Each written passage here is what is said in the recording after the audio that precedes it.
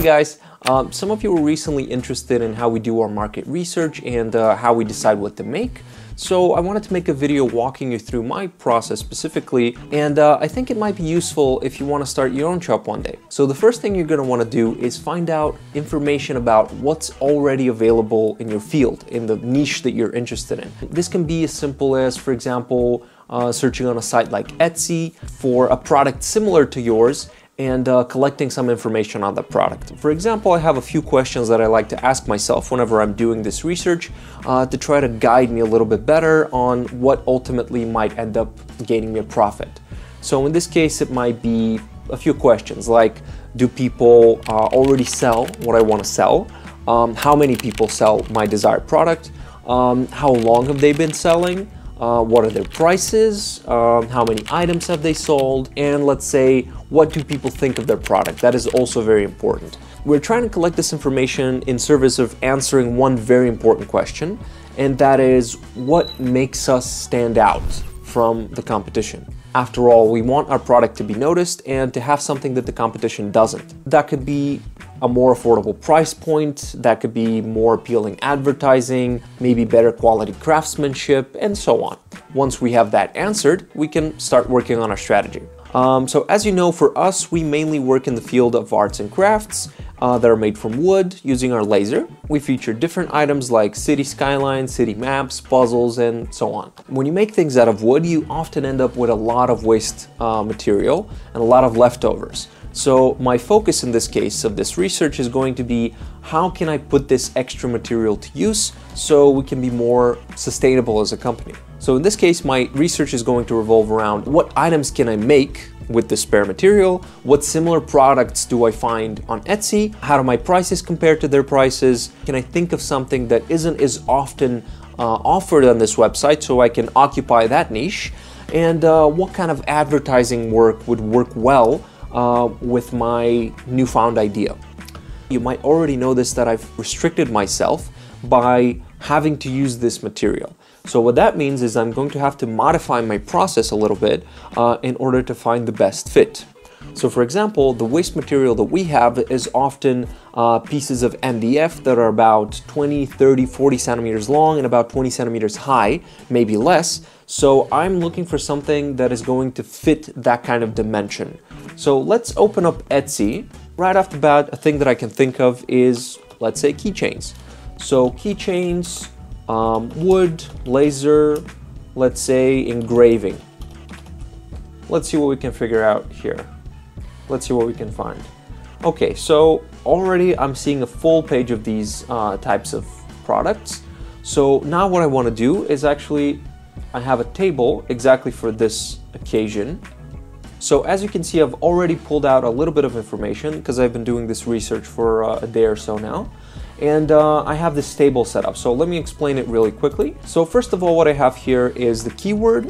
This is the words that I've typed into Etsy in order to find a similar product to mine. Then we have a product link, which is the maker of the product. So here I have the creator of the product. They often have a page in Etsy. So for example, this is one such page. As you can see, we have a very big inventory here. So we're just going to look through this page and find some relevant information for our table. So first of all, I'm going to start with the keywords that actually took me to this page. So as you saw before, I wrote, I believe, keychains, wood, laser, engraving.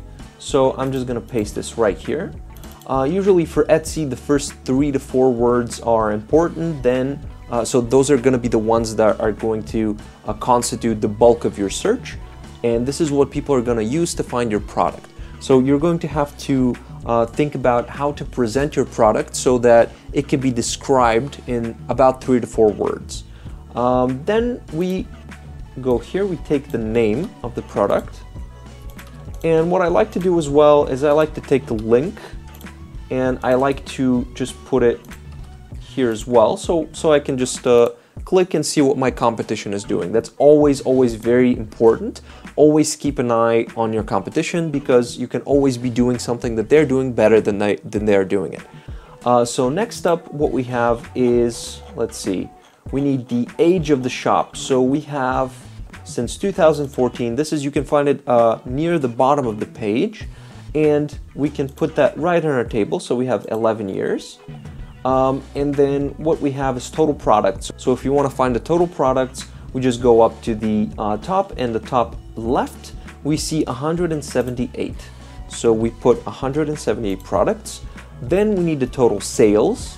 So let's go right back down. Under the comments, we have 89,000 sales. So that's pretty impressive. This shop is doing pretty well for itself. And then the average price of an item. So what this means is we're going to try our best to go through, maybe 5 to 10 pages of these items and try to average out a price for an item. So first of all, we're seeing, $8, $1, then we have $11, quite a few of $11. Let's see, we have $1, $6, $2. So right now I'm looking at maybe about $8 average. Going down, we see more $13 items, and now $15 items. So I'm keen to put that at about $10, maybe the average. So you go through as many pages as you can before you get bored, and the final value should be about the average cost of one item. So next up we have product reviews.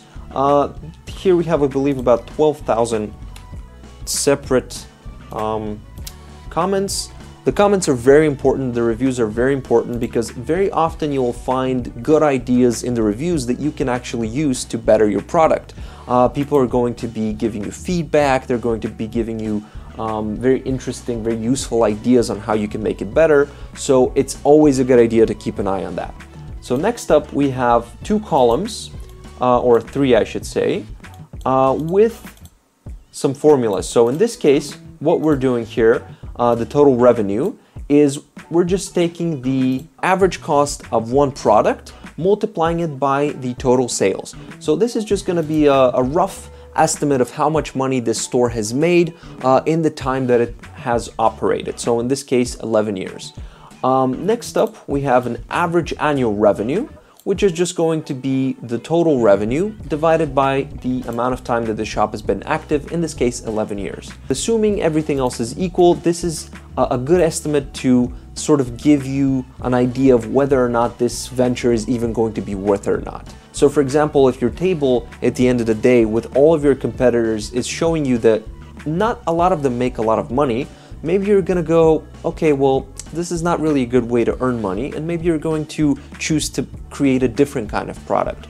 So in this case, we can see that it definitely is worth it because there is interest in this product. 800,000 over 11 years, that is a very decent income to be generated. So we can figure, at least I can conclude from this research and from previous research that I've done on the topic, that this is a good idea to proceed with this sort of product and this sort of manufacturing. So next up, what we have is the index. So the index, what it aims to do, look at it this way. A product requires time. So you're always going to be investing a lot of time in creating whatever you're going to be creating.